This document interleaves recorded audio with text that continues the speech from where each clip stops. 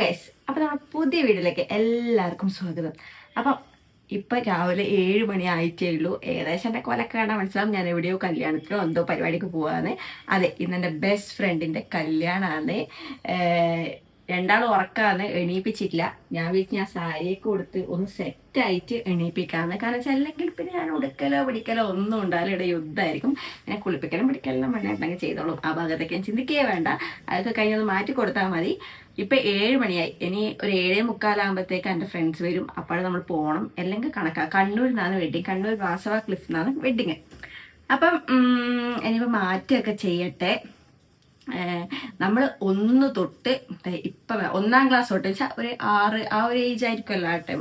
അപ്പം തൊട്ടിട്ട് ഇപ്പം വരെ ബെസ്റ്റ് ഫ്രണ്ട്സ് ആയിട്ടുള്ള ആൾക്കാരാണ്. അപ്പം ബെസ്റ്റ് ഫ്രണ്ട് ഒന്നുമല്ല, അപ്പം തൊട്ട് പഠിക്കുന്നത്. നമ്മൾ എനിക്കൊന്നൊരു 8th ഒക്കെ തൊട്ടിട്ടാണ് ബെസ്റ്റ് ഫ്രണ്ട്സ്. അപ്പം തൊട്ട് ഇപ്പം നമുക്ക് 29-30 വയസ്സൊക്കെ ആയി.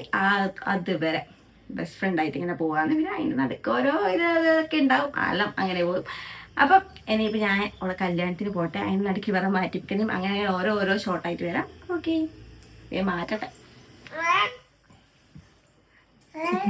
ഉറക്കത്തിന് ഞെട്ടിപ്പോണേ ചിറ്റപ്പാ, എണീച്ചൂടെ, നമുക്ക് ടാറ്റ പോണ്ടേ. പാവന്റെ മോളെ. അപ്പൊ ഇതാ നമ്മൾ മാറ്റി സെറ്റായിണല്ലോ ശിവാട്ടി. ഒന്നോളം വെടിയെല്ലാം ചെല്ലിക്കിടക്കണം. ബാക്കിയുള്ള പരിപാടിയും കഴിഞ്ഞാൽ എൻ്റെ ഫ്രണ്ട്സ് വരുന്നുണ്ട്. പിന്നെ സിട്ടപ്പ അച്ഛനോടൊക്കെ കിട്ടിയ അച്ഛനെ മാറും. ഇവക്ക് എൻ്റെ മാളകളാണ് കണ്ണ്.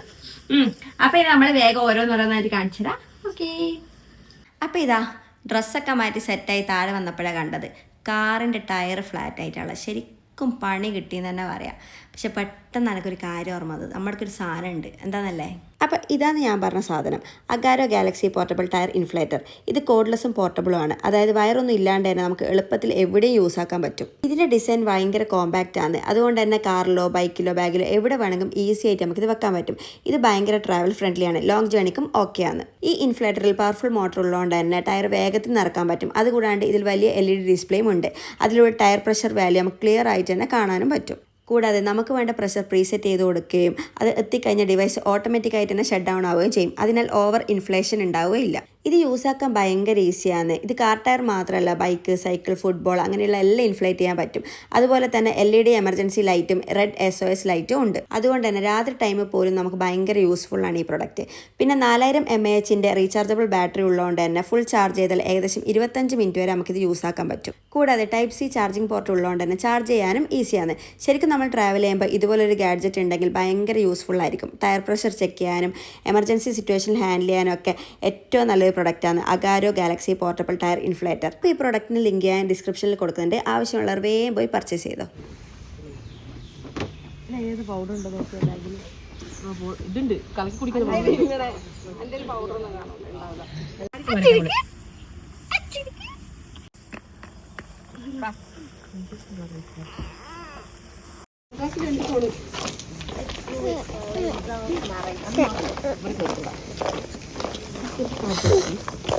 അപ്പോൾ ഇത് നമ്മൾ വാസവ ക്ലിഫിലെത്തിയിട്ടുണ്ട്. ഇത് കണ്ണൂർ പയ്യാമ്പലത്തിന് അടുത്താണ് വരുന്നത്. ഇവിടുന്ന് കല്യാണം നടക്കുന്നത്. നമ്മളെ ബ്രൈഡ് ഇതാ പോയിക്കൊണ്ടിരിക്കുന്നത്. അതിൻ്റെ ബാക്കിൽ നമ്മളെ ഗ്യാങ് ഉണ്ട്. പക്ഷേങ്കിൽ എനിക്ക് പോകാൻ പറ്റില്ല, പിള്ളേർ കരച്ചിലും പിടിച്ചിലൊക്കെ ആയതുകൊണ്ട്.